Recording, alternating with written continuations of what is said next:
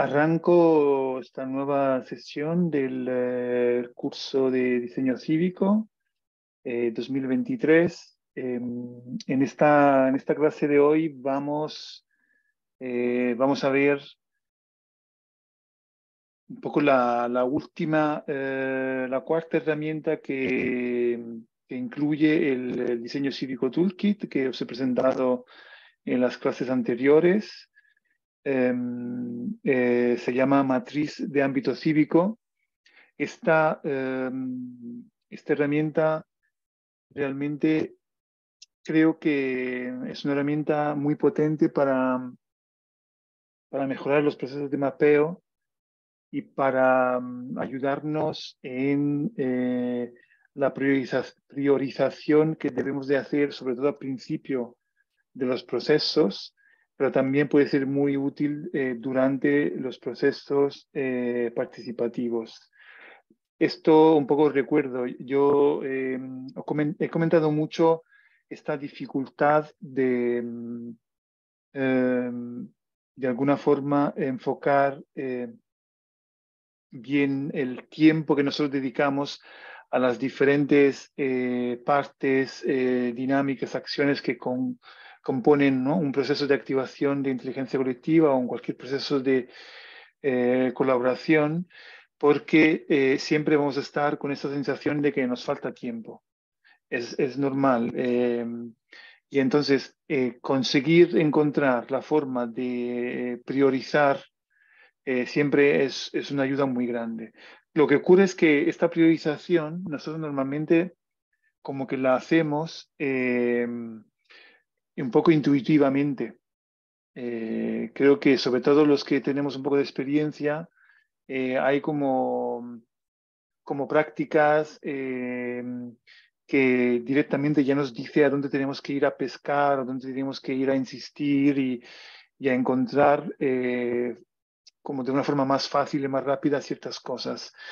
Y como también nos he repetido más veces, la idea de estas herramientas, de estos lienzos, es conseguir tener una base que nos permita también compartir de una forma un poco más estructurada eh, estas intuiciones, porque en el fondo estos son trabajos que se hacen en equipo y si bien está claramente súper bien poder contar con personas con experiencia y personas que claramente pueden hacer que un proceso tenga más éxito, es importante también que no confiemos solo en eso, digamos, ¿no? Sino que tengamos metodologías y herramientas que nos pueden por lo menos acompañar en estructurar y conseguir poner en papel eh, cuáles son los criterios que en este caso nos ayudan a priorizar. Entonces eso pasa por, lo veremos ahora, por una práctica de mapeo que es un poco diferente a la que se conocen. En eso está un poco la unicidad y la peculiaridad de este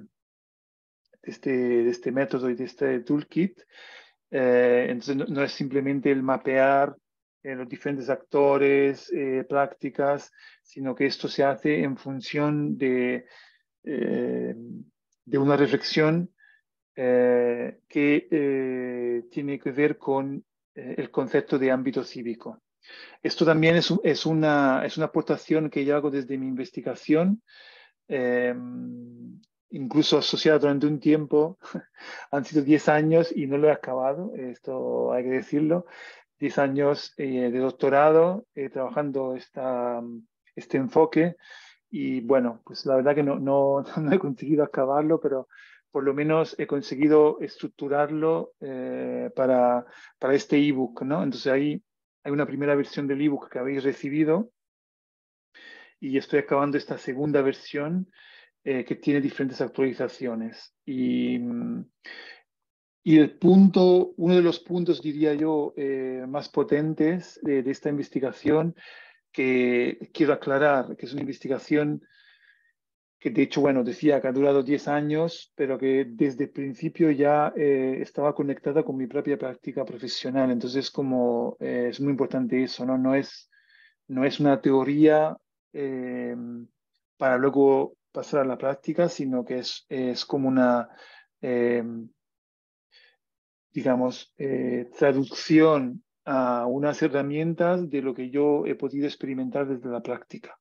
Y de hecho, os confieso que eso ha sido mi problema en no conseguir acabar el doctorado, ¿no? Porque de alguna forma me ha costado más todo el método científico, como enganchar todo esto en una propuesta validable con el método científico y luego, solo para que lo sepáis, aclaré que en realidad la forma de hacerlo era diferente, era validarlo desde un enfoque de antropología.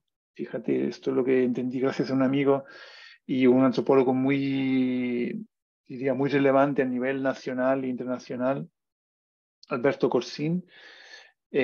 Hablando con él, me aclaré que entendí que el enfoque tenía que ser diferente, ¿no? Como en el fondo yo estaba haciendo una investigación casi eh, como etnográfica los practitioners, en inglés el concepto es un poco más potente, eh, que nos dedicamos al diseño cívico, a este tipo de prácticas emergentes. Entonces, describir cómo lo hacemos en sí ya se puede validar científicamente. A ver si algún día me pongo y lo hago. Pero bueno, pues me, me alegra mucho eso, poderlo compartir aquí. Pero este preámbulo que hago, creo que también es muy importante, no solamente como una digresión personal, sino que también sirve para que conozcáis que esta es la herramienta quizá más experimental y que seguramente requiere, y espero que en las próximas ediciones voy a mejorar todavía más, porque tiene un fondo muy teórico, aunque tiene un uso muy práctico, pero tiene un fondo muy teórico que, que necesita ser trabajado para también ser un poco simplificado. Ya me diréis al final qué opináis. Entonces, vuelvo a esta idea del ámbito cívico. Entonces, el punto de partida es que, como yo eh, os he contado mucho también que este es que estamos hablando de un proceso y que es un proceso que agrega, convoca y, digamos, conecta personas. eh, Me parece que es fundamental reflexionar sobre cómo se estructuran las interacciones entre esas personas. Y entonces, pensando un poco el escenario cotidiano que tenemos cada persona al movernos en nuestros territorios, defino cuatro ámbitos de relación, que son el ámbito doméstico, el ámbito del mercado, el ámbito institucional y el ámbito social. ¿Qué quiere decir? Que son ámbitos diferentes que realmente también se superponen a menudo y que condicionan también la forma en la que nosotros nos relacionamos con las demás personas. Entonces, sin, bueno, andar mucho en detalles, pero un poco para entendernos, entonces cada uno tiene sus características y está como estructurado y condicionado por, por, por un cierto tipo de relaciones y por unas condiciones que describen específicamente el formato y los objetivos de nuestras relaciones. Entonces, los ejemplos ayudan más. Entonces, lo doméstico describe las relaciones como más cercanas, muy ligada al cuidado, a lo emocional. eh, entonces, describen aquel ámbito en el que las relaciones están basadas en estas emociones, una cercanía emocional. Entonces, nos referimos a amigos, a familia, ¿no? Entonces, las relaciones tienen como motor esas características. El ámbito del mercado es el ámbito que yo utilizo para describir las relaciones que surgen, son movidas por la búsqueda de un resultado, digamos, un objetivo. Entonces, describen todas aquellas relaciones que yo hago, vivo, en búsqueda de un resultado. Entonces, puede ser el mercado en sí mismo de vender y, ¿no? Comprar y vender, pero realmente también es cualquier tipo de objetivo que yo tenga, ¿no? El trabajo, por ejemplo, es para mí un tipo de relación que entra dentro de esta dinámica del mercado. Entonces, cualquier acción, relación que yo haga con otros, ¿no? El encuentro que yo manifiesto, desarrollo hacia los otros, las demás personas, en búsqueda de conseguir algo en retorno, está dentro del mercado, ¿no? Eh, Luego, el ámbito institucional describe aquellas relaciones que tienen que ver con, digamos, las infraestructuras que de alguna forma configuran la gobernanza del territorio. Entonces, claramente, bueno, el nombre lo describe ya bastante bien. Entonces, configura aquella relación con personas que en el fondo están representando de alguna forma o están encarnando una institución. Entonces, pero en este caso es muy importante, instituciones que tienen que ver con la gobernanza, la vida del territorio, que de alguna forma condicionan la forma en que nosotros habitamos el territorio. Los describo así porque pueden ser para mí pública, privada, pueden ser comunes, pueden ser comunitarias, ¿no? Pueden ser, en todo caso, todas aquellas organizaciones que tienden a establecer una relación contigo en base a un contexto de institución o un contexto grupal, donde la persona tiende a relacionarte contigo no de forma individual, representándose a sí misma, sino siempre en pos de una institución, de una organización más grande. Entonces, esto hace que las relaciones son menos naturales, son más estáticas, menos cambiantes, son muchas veces rígidas, evolucionan poco, etcétera, etcétera, ¿no? Entonces, describe el ámbito institucional. El ámbito social, para mí, describe todo el conjunto de relaciones, intercambios con otras personas, pero que no tienen la búsqueda de un retorno, sino que tiene que ver con un disfrute inmediato. Es decir, que pongamos lo que es las relaciones que yo puedo tener cuando salgo al espacio público, encontrándome gente en la calle, en una plaza, o lo que puedo hacer haciendo deporte. Entonces son interacciones que, que no están buscando del otro, de la otra persona, algo en retorno, sino que la propia relación, el propio intercambio ya es el retorno. No estoy buscando un objetivo después. Entonces, ¿qué ocurre? Que estos ámbitos, eh, digamos, para mí describen cuatro formas como más claras y orgánicas de las diferentes posibilidades de que yo puedo tener de interacciones. Obviamente, ¿qué hacen? Que se hibridan entre ellas, se mezclan. Entonces, ahí vamos justamente a la matriz y vamos a indicar un poco los ejes que separan estos cuadrantes, estos ámbitos. ¿Qué quiere decir? Que los ejes en el fondo están describiendo la hibridación. Y entonces el centro representa, digamos, simbólicamente el ámbito cívico, que es justamente la hibridación de todos estos ámbitos, claramente no necesariamente en forma siempre equivalente entre todos los cuatro, ¿no? Sino que puede haber siempre como gradientes mayores de uno o de otro, ¿no? Que van cambiando. Esto es una forma de explicarlo. Yo os comparto desde dónde yo llegué también a esta reflexión. Si cuando me di cuenta que era importante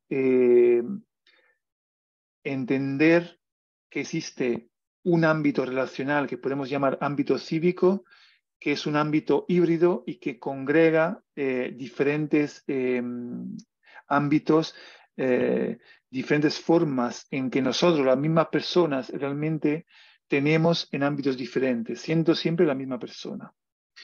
¿Y por qué? Porque, como ya os he comentado, todo esto tiene que ver constantemente en generar puentes, puntos de encuentro entre personas, grupos que tienen también pues, visiones, objetivos, también agendas diferentes.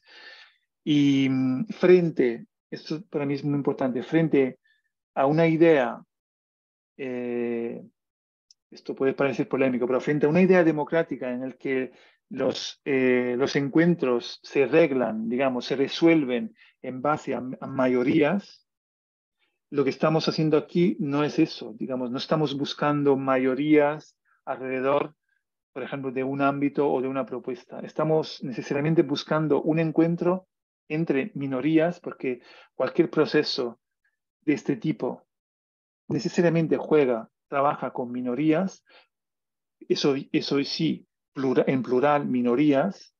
Entonces, trabajamos en ver de qué forma esas minorías pueden encontrar puntos de sinergia. Y esto llama mucho al hecho de que las mismas personas actuamos de formas diferentes en ámbitos diferentes, pero somos las mismas personas. Entonces, igual, aplicando la misma lógica, la idea es ver que muchas veces nosotros nos dejamos, no sé si es condicionar, pero dejamos que pese mucho, por ejemplo, la pertenencia a un tipo de comunidad o a un tipo de historia, de legado, a unos líderes, a una serie de condicionantes que muchas veces apartan eh, eh, los elementos que sí pueden generar esa conexión. Entonces, como profesionales, yo considero que nuestro trabajo es destapar eso, ponerle luz a ese ámbito cívico, es decir, activar las dinámicas que permiten que emerjan esas posibilidades. Y eso yo me he dado cuenta, os decía, con una cosa que he empezado a vivir de forma directa, ¿no? Yo tuve la suerte de vivir muchos años en Madrid y de formar parte activa de la comunidad del Medieval Prado, que si no lo conocen, pues deberían conocer, que para mí es el ejemplo al nivel europeo de los más potentes que hay de laboratorio ciudadano, o por lo menos hasta hace poco, que ahora recientemente, bueno, recientemente hace unos años lo han un poco redimensionado, pero durante, diría, 10, 15 años ha sido un poco un referente internacional de un espacio que activa esta idea del laboratorio ciudadano. Y allí es cuando pude vivir como el retorno a un discurso muy legado a los procomunes. Y que me parece súper interesante, ¿no? De hecho, lo hemos hablado también como uno de los conceptos que usamos aquí de referencia. Pero también me he dado cuenta que entonces el procomún también lo que tiene de interesante es que llega, en realidad vuelve, porque ya existía desde hace muchos años como concepto, pero estaba un poco olvidado, digamos, vuelve y nos recuerda que entre lo público y lo privado existe un espacio que podemos llamarlo común o procomún. Los comunes, hay diferentes formas de entenderlo, que no es ni público ni privado, o dependiendo también de las versiones, algunos lo entienden completamente aislado, yo soy de esos más bien, otros lo entienden como una especie de hibridación entre lo público y lo privado, ¿no? Yo prefiero más como eso, considerarlo como una especie de enfoque diferente que no sigue ni la lógica de lo público ni la lógica de lo privado. Entonces, eso es muy interesante porque es muy útil para entender cómo nosotros nos relacionamos en ciertos procesos. Yo creo que, por ejemplo, quizá en Latinoamérica estaba ya muy presente, en Europa lo hemos ido un poco olvidando, este ámbito, perdón, este procomún, que también se puede asociar más a lo comunitario. eh, y parecía que todo tenía que estar estructurado en esa dualidad entre lo público y lo privado, ¿no? Eh, Teniendo también como problema el hecho de que claramente lo público está, se está como desgastando y deteriorando cada vez más.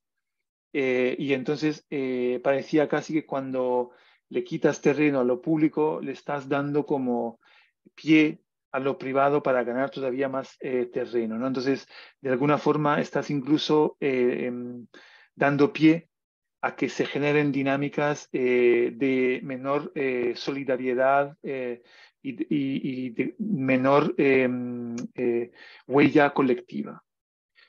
Entonces eso ha sido muy problemático. Entonces creo que lo común llega a entender que no, que si bien, por supuesto, lo público, hablo mucho de lo público porque lo privado en esta sociedad de hoy parece que ya no necesita ningún tipo de defensa, eh, pero bueno, si bien lo público es importante, también lo común es importante. Hemos hablado mucho también de conceptos como autonomías convergentes, por ejemplo, ¿no? Que hablan de eso, de que lo público, aunque interviene con toda legitimidad, muchas veces está entrando en contextos donde lo comunitario ya tiene sus procesos. Entonces, ¿cuál es la actitud que nosotros deberíamos tener? Entonces, para mí es eso, pues autonomías convergentes, respetar la autonomía de ciertas dinámicas, pero promover necesariamente la convergencia con nuestra acción pública, ¿no? Y digo nuestra porque nosotros, los profesionales, casi seguramente estaríamos trabajando eh, para la administración pública. Entonces, dicho esto, ¿qué ocurre? Que yo también me he dado cuenta de el crecer de un sesgo que me parece poco útil para nuestro interés. El sesgo es que de repente se empieza a generar una especie de eh, jerarquía ética de estos ámbitos, si lo podemos llamar así, ¿no? El ámbito de lo público, el ámbito de lo privado y el ámbito de lo común. Casi como decir, bueno, lo mejor es lo común. Luego está lo público y luego al final de todo lo privado, como una especie de reacción a ese terreno que está ganando tanto lo privado. Hay como una reacción ética eh, que a mí, a- del que quizá también he formado parte, pero que al cabo de un tiempo me empieza a hacer ruido.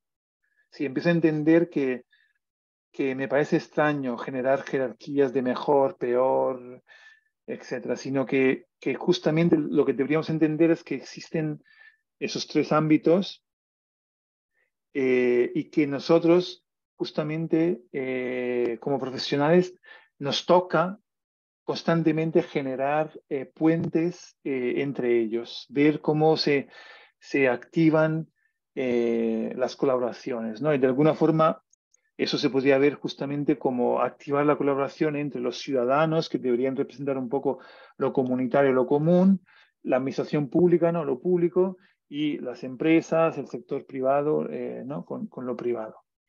Esto, digamos, que fue la reflexión que a mí me hizo llegar luego al ámbito cívico. Lo que pasa es que luego, estudiándolo, me parecía, y también un poco para salir de esa, primero, esa dualidad y luego como el trinomio de estos tres, que está muy ligado, porque claro, dependiendo de cómo lo ves, está muy ligado a lo mejor a conceptos como de mercado, de gobernanza, ¿no? Entre público, privado y común.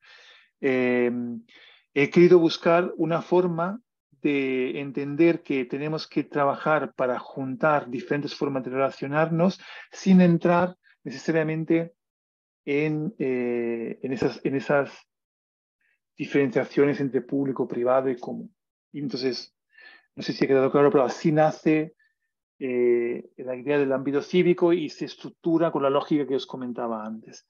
Entonces, ¿qué quiere decir esto? Que ahora llegamos al tema del mapeo, ¿no? Entonces, teniendo en cuenta todo lo que os he contado hasta ahora y sobre todo los cuatro ámbitos, se construye entonces una matriz con dos ejes que lo estáis viendo ahí, ¿no? Son dos ejes que se encuentran y en el centro, digamos, representan el ámbito cívico. Estos ejes, en el fondo, están describiendo eh, características de estas formas de relacionarnos. En el eje horizontal ponemos justamente dos cosas. Hacia la izquierda, indicando cuando nos encontramos frente a una mayor autonomía.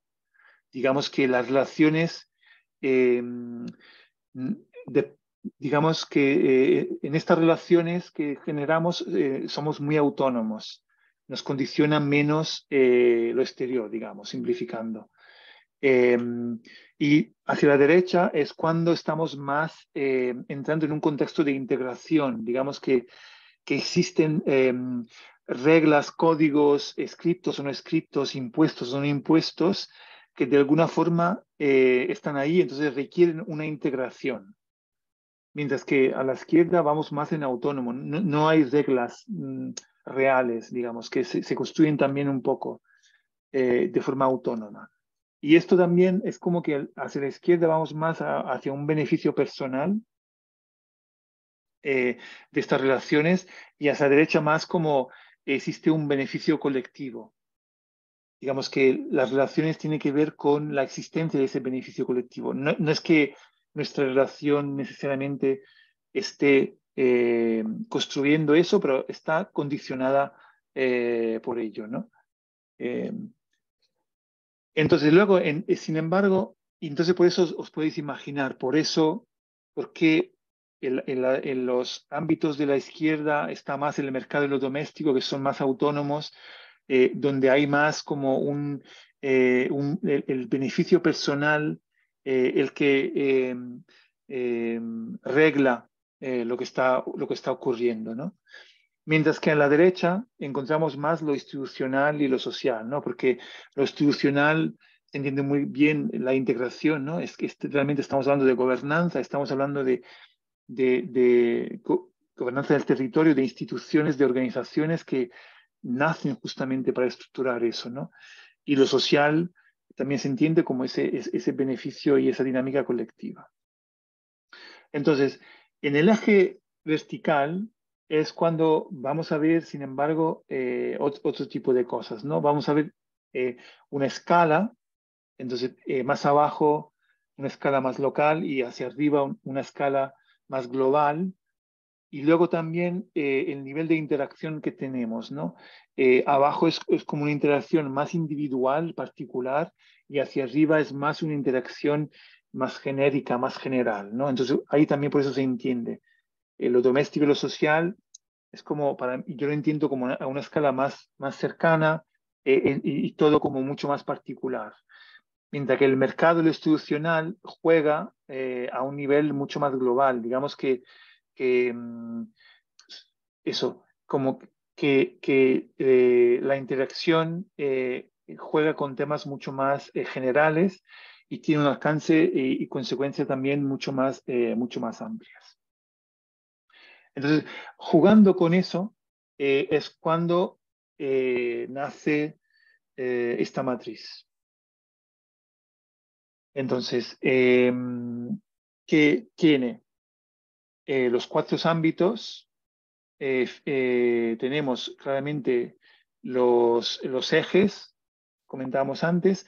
Lo que añadimos también son, aquí llegamos al mapeo, son a una sugerencia de preguntas a las que podemos contestar utilizando esta matriz, ¿no? Que son quiénes, dónde y cómo, que viene a ser un poco cuáles son los actores, cuáles son los espacios o los territorios y cuáles son las dinámicas que nos interesan.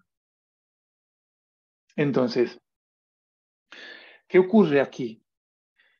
Que en realidad, antes os he hablado mucho de la importancia de priorizar.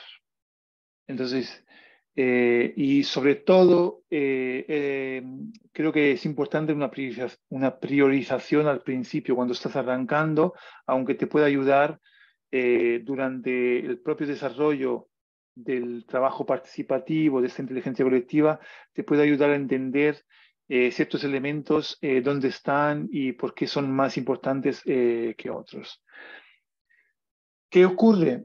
Que en realidad lo que quiero también aclarar es que yo básicamente debería posicionar en esta matriz, pongamos los actores.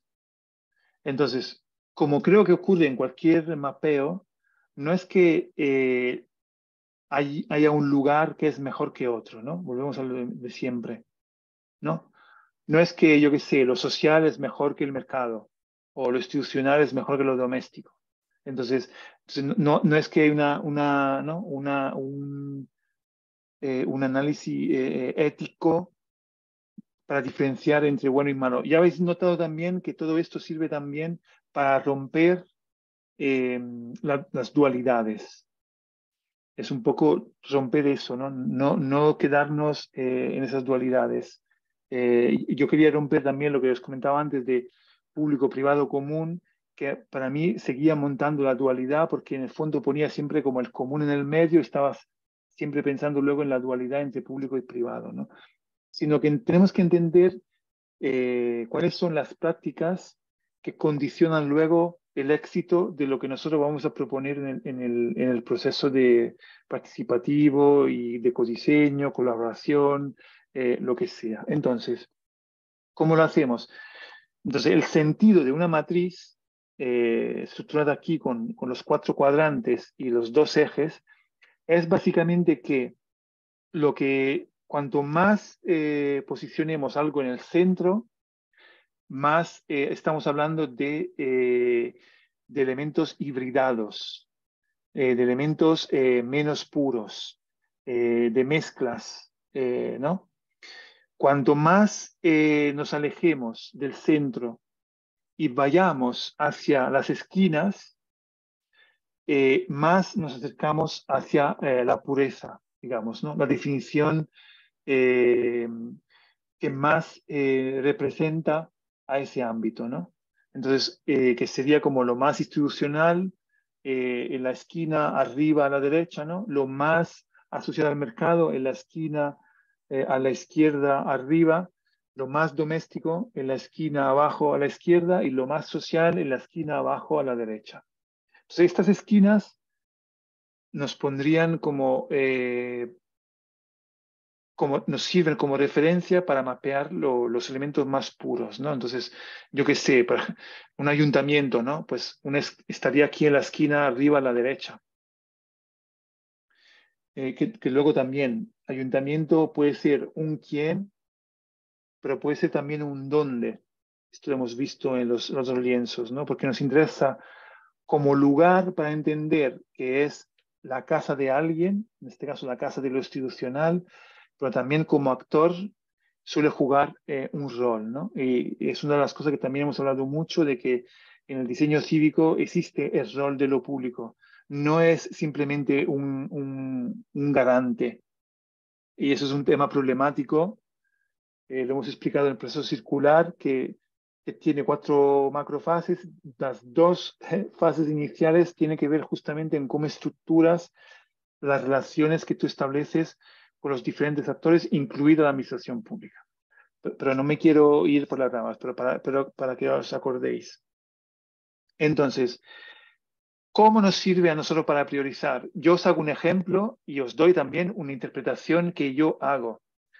Esta misma interpretación creo que otras personas la harían diferente, pero aquí es importante para que entendamos la lógica de cómo mapeamos y cómo luego priorizamos.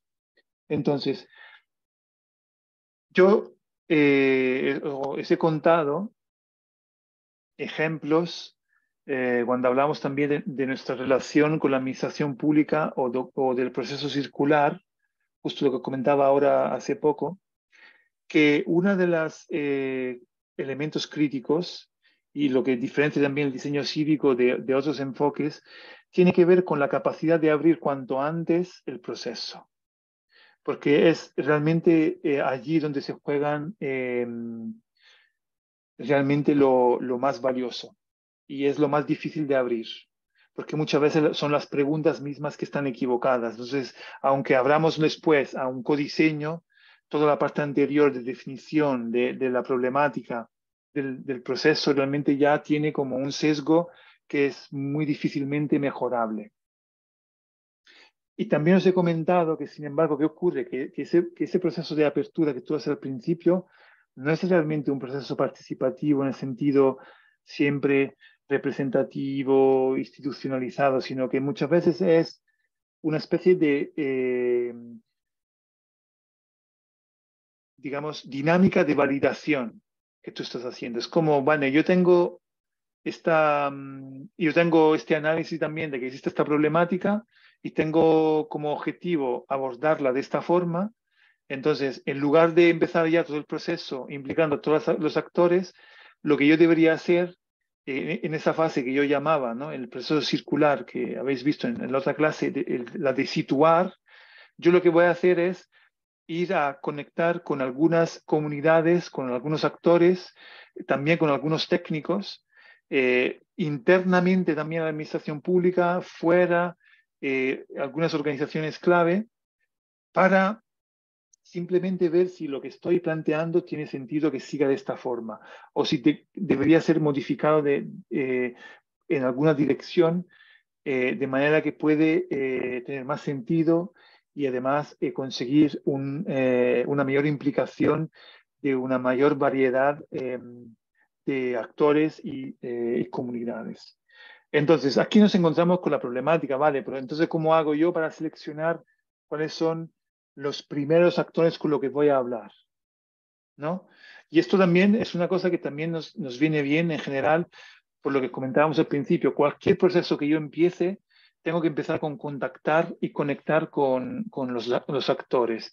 Yo puedo empezar, como os decía antes, por intuición, o puedo empezar por lo que tengo más cerca, más a mano, o puedo empezar por hacer este trabajo que estamos haciendo ahora aquí de mapeo, para entender con cuáles comunidades yo debería empezar, con cuáles actores yo debería empezar. Entonces, por eso viene muy bien. Entonces, yo lo que hago es hacer un mapeo. En principio, además, cuando uno ya lleva un tiempo trabajando en un territorio, este mapeo ya lo tiene. Ya sabes cuáles son los actores principales, conoces un poco el territorio, los lugares, cuáles son las dinámicas más conflictivas, etc. Entonces, lo que se trata de hacer aquí es volcar lo que tú ya tienes en esta matriz, pero claro, con una lógica que seguramente no habrás tenido en los mapeos que tienes, a lo mejor en una lista o en un mapeo geográfico o por categorías, etcétera, ¿no? Aquí lo vas a poner por ámbitos relacionales y se va a entender por qué me va a ayudar también a priorizar. Por ejemplo, esta es mi lógica, pero yo creo que, como repito, cada cual la puede tener de forma diferente. Si yo tengo que empezar un proceso, yo insisto mucho en que un proceso tiene muchos elementos muchas debilidades y siempre eh, van a tener, casi siempre, digamos, dinámicas que, que van a tender a delegitimar el proceso. ¿Qué quiero decir? Que normalmente, como trabajamos con minorías, eh, hay una lógica común, entendida, en que ya hablar de minorías delegitima. Entonces, esto lo hemos hablado muy bien. Entonces, ¿qué ocurre? Que cuando hay minorías que ven que sus propias propuestas, sus propias visiones no están entrando porque no encuentran la sinergia, muchas veces pueden intentar, en lugar de trabajar para encontrarla, separarse y trabajar para delegitimar el proceso, insistiendo justamente en que el proceso no es legítimo porque solo está participando una minoría, teniendo en cuenta que ellos también casi seguramente son una minoría, ¿eh? Pero esto son dinámicas que se van a crear casi siempre. ¿Qué ocurre? Que nosotros como profesionales y también la administración pública, si no estamos muy bien eh,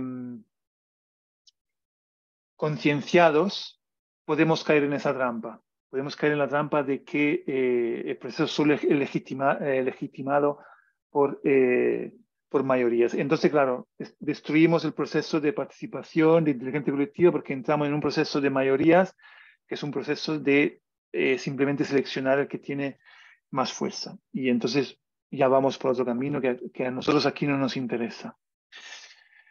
Eh, entonces, para evitar eso, es muy importante. Entonces, y esto lo explicaba para entender por qué cada proceso tiene el elemento de debilidad a la que nosotros tenemos que enfrentarnos. Entonces, normalmente para responder a esas debilidades, nosotros lo que hacemos es intentar que el proceso tenga apoyos fuertes, que puedan ser institucionales, que puedan ser comunitarios, de ciertas organizaciones, etcétera. ¿Qué ocurre? Que puede que nosotros empecemos un proceso que no tiene nada de eso, que es un proceso muy débil. Entonces, cuando yo tengo que empezar a arrancar el proceso para evitar que se debilite enseguida, tengo que ver cómo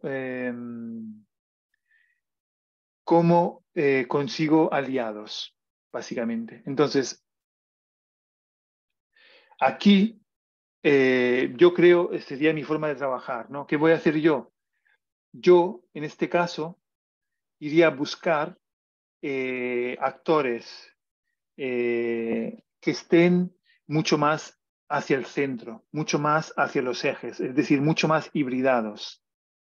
Es decir, actores que están ya acostumbrados a vivir la mezcla, a vivir la sinergia, a buscar puntos de conexión, que están menos condicionados por la pureza, por la defensa del status quo, de lo que tienen.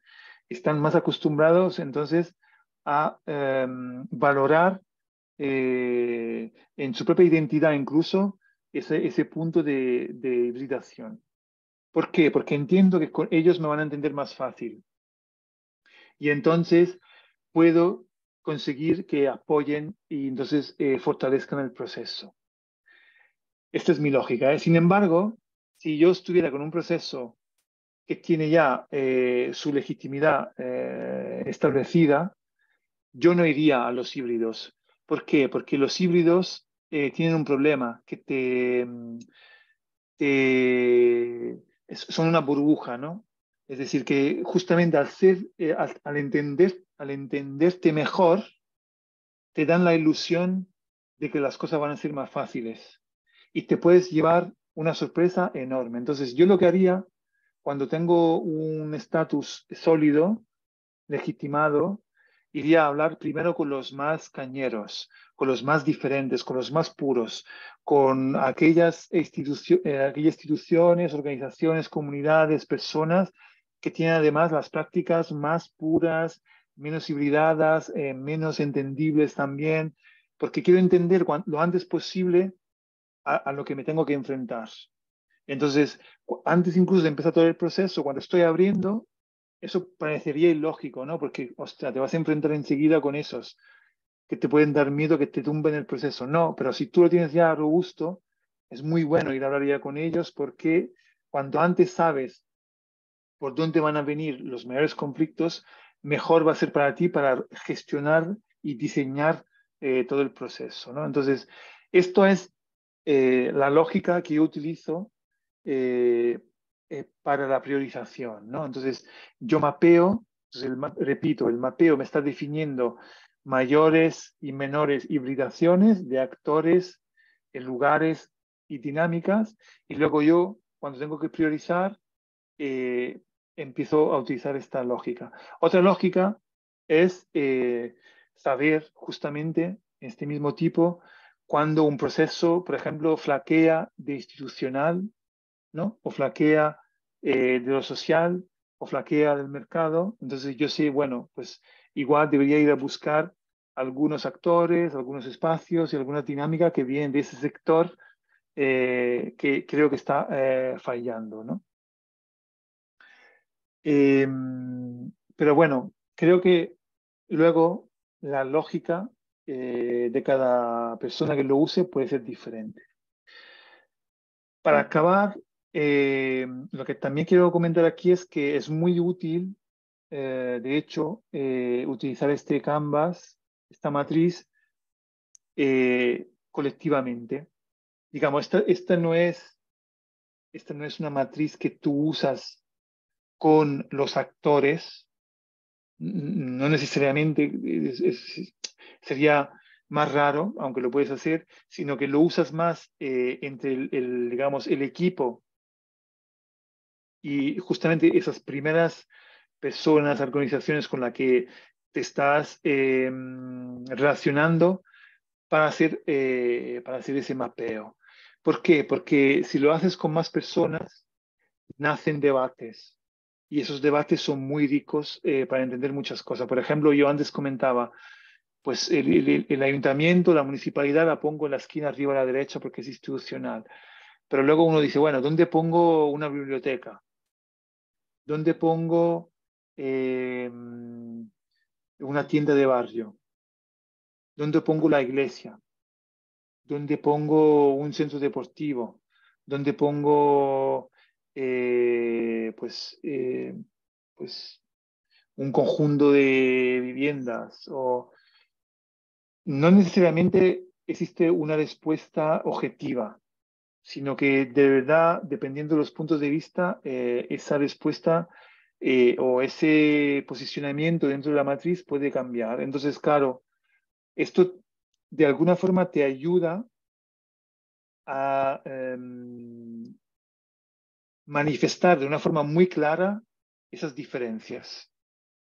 Porque muchas veces al tener que ponerlo físicamente en este matriz donde tú pones la tienda del barrio, tú vas a ver que una persona la pone en un lado, uno en el otro, y ya te está dando cosas que a lo mejor simplemente hablando, no saldrían.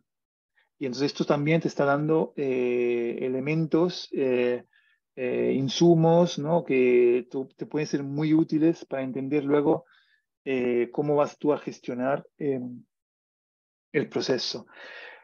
Eso he comentado, he hablado mucho de cómo esto se utiliza para arrancar, pero también os he dicho que se usa durante. ¿Por qué durante? Porque durante yo he insistido mucho en que estamos aquí diseñando procesos. Esto creo que ha quedado clarísimo, ¿no? No estamos diseñando plazas, no estamos diseñando barrios, no estamos diseñando calles, no estamos diseñando apps, no estamos diseñando servicios. Estamos diseñando los procesos que permiten a los diferentes actores participar de la solución, es decir, luego del diseño de servicios, políticas públicas, espacios, calle, plazas, etc. Eso es muy importante. Estamos diseñando el proceso. Entonces, diseñar el proceso ya tiene muchas variables, lo hemos visto durante las diferentes clases, ¿no? Pero una cosa importantísima es que las cosas van a cambiar sobre la marcha. Por eso digo que es muy importante también la experiencia, ¿no? Las cosas cambian sobre la marcha y nosotros, como diseñadores, también somos facilitadores, catalizadores. Es decir, que según van ocurriendo los diferentes encuentros, talleres, eventos, según vayamos sintetizando las propuestas, las reflexiones, realmente veremos cómo van cambiando los equilibrios, las relaciones, etcétera. Entonces nosotros vamos a tener que reconfigurar los procesos. Hemos hablado de los ciclos, hemos hablado de los ritmos, de los tiempos, ¿no? Todas estas cosas. Y aquí nos vamos a encontrar una vez más en la necesidad de priorizar, porque cuando tú vas a cambiar, tienes que entender, vale, entonces voy a cambiar, pero ¿qué es lo que hago primero? Entonces, creo que esta herramienta puede ayudar a aclararnos. Entonces, hacer como de repente el análisis del momento, de los actores implicados, por ejemplo, de los espacios en el que nos hemos encontrado y que hemos utilizado, cuáles han sido las dinámicas, mapearlos aquí en esta matriz y entonces ya hacer la reflexión. Dice, vale, entonces esto es lo que está pasando. Hemos tenido este problema. Nos parece que está fallando esto. Entonces, cuando tú tienes que tomar decisión sobre cómo empezar a transformar, puedes seleccionar en base a lo que necesites, si necesita más híbrido, menos híbrido, si necesita más de un ámbito o de otro, etcétera, ¿no? Esto básicamente es un poco, sé que ha sido muy teórico, pero bueno, yo os he comentado, toda la introducción inicial sirve para eso, y claramente, seguramente con el tiempo, este, esta herramienta se simplificará y tendrá quizá algunos elementos separados que uno pueda utilizar de forma más sencilla y que luego en conjunto tiene más sentido. Pero creo que ya sí puede ser muy útil. A mí personalmente me ha servido. Y dejo un poco para ver si queréis aportar alguna reflexión, alguna pregunta, algún comentario.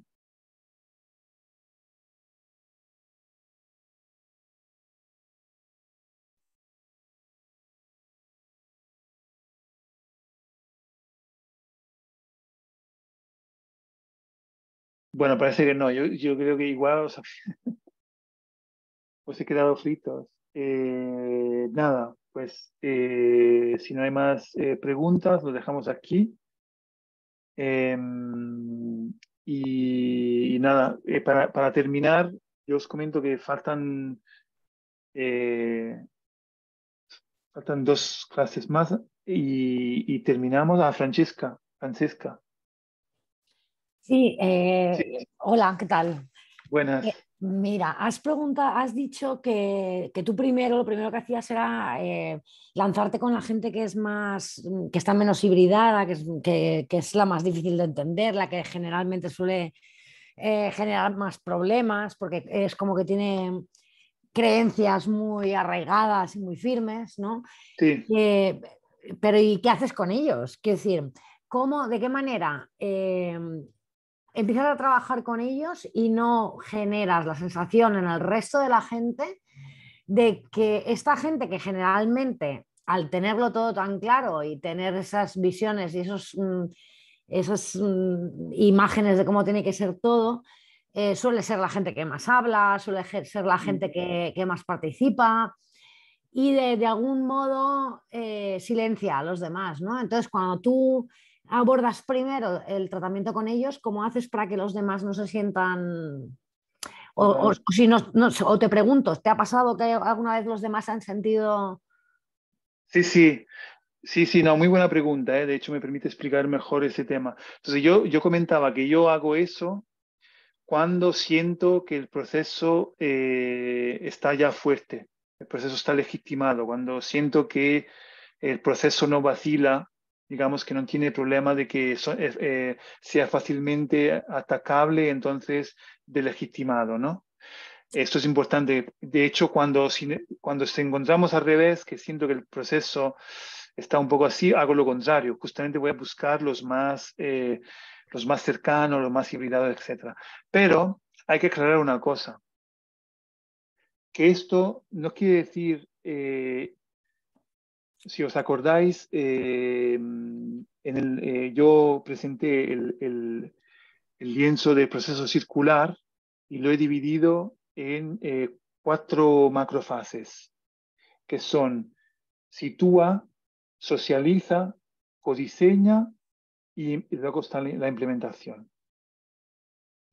Entonces, nosotros, y entiendo que quizás tú también, cuando estás hablando de esta situación, realmente lo estás describiendo ya en la fase de codiseño.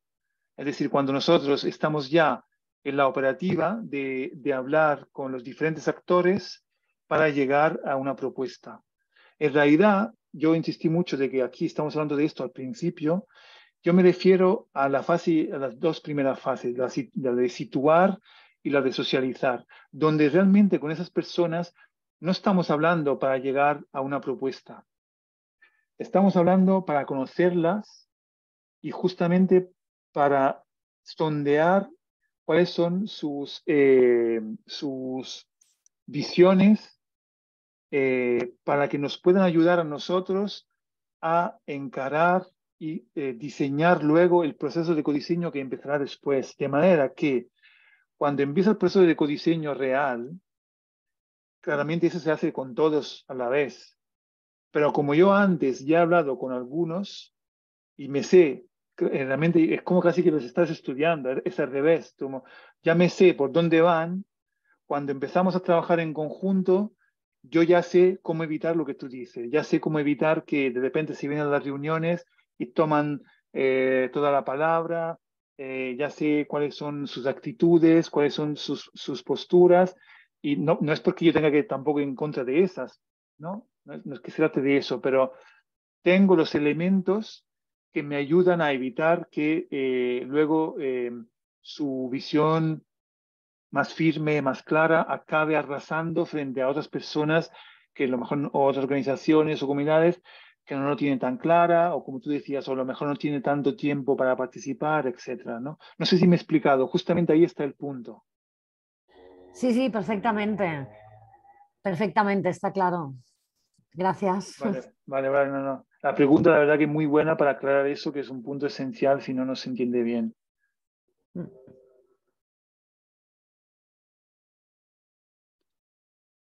No sé si hay más preguntas. Bueno, si no hay más, yo también os recuerdo que, claro, como está terminando también el curso, en la plataforma diseñocívico.com tenéis también una parte de forum, de chat, en el que podéis hacer preguntas y dudas. Y eso, como parte del curso, lo tenéis también para algunos meses más, también cuando terminen las clases. Pues aprovechadlo porque pues ahí también, además de mí, van a empezar a llegar también otras personas que pueden aportar reflexiones. Y de hecho estamos viendo de plantear para junio, igual si lo conseguimos, otras sesiones eh, más allá de esta de diseño cívico, pero que os pueden interesar también sobre mapeos, etcétera, que vosotros también como acceso que tenéis a la plataforma podéis, a la que podéis participar. Pero bueno, os iré informando. Simplemente os lo comento para que si queréis empezar también a usarlo y comentar preguntas, os viene bien. Pues muchas gracias. Vale, perfecto. Pues nada, pues entonces nos vemos la semana que viene. Hasta la semana que Saludos. viene. Chao. Chao.